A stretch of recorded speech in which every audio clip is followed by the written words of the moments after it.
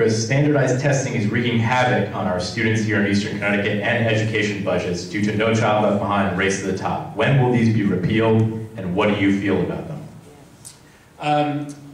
I am hopeful that we're going to rewrite the nation's education laws, but the fact is that No Child Left Behind is sort of vanishing before our eyes because the federal government is giving states all of these waivers to the existing requirements of No Child Left Behind as it is. I come from a family of teachers. My mother was a teacher. She ended her career, started her career as a second grade teacher, ended her career as an ESL teacher. My wife started out her career as a middle school foreign language teacher.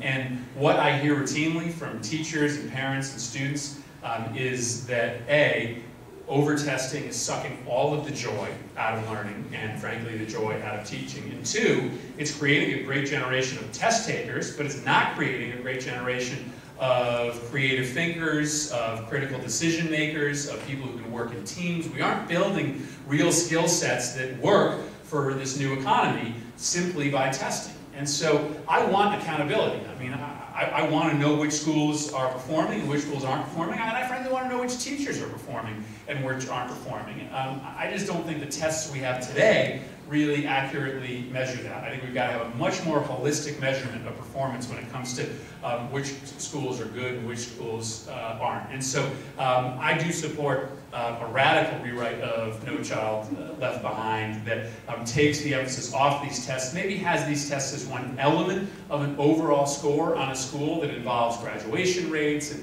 curriculum measurements and teacher evaluation, but it can't just be those tests. I've spent a lot of time with kids over the last 6 years, and you know, they tell me, and I listen to them just as much as I listen to teachers and parents. They tell me that you know, they just don't feel like they're learning what they need for this economy when they get drilled on those tests week after week after week.